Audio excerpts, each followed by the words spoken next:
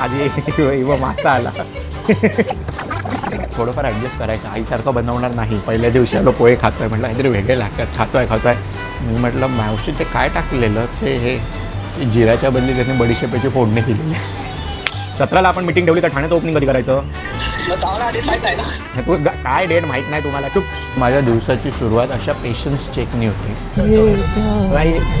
खराब झालं. हां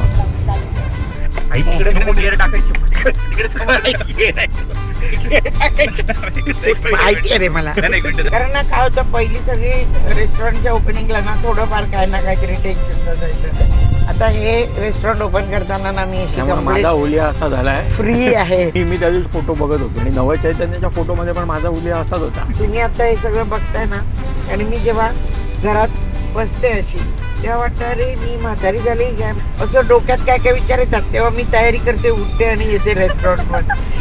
नाहीतर तुमच्या गाडीचं रनिंग किती हो दिवसाला? मी त्याला म्हटलं अरे ह्याच्यापेक्षा दुप्पट झालं पाहिजे रनिंग, म्हणजे तेवढी आपली रेस्टॉरंट जास्त होणार, तेवढं रनिंग माझं जास्त वाढणार अजून गाडीचं. मग ते वाढलं पाहिजे ना, म्हणजे मग रेस्टॉरंट वाढणार. हे बघ चैतन्य आलं.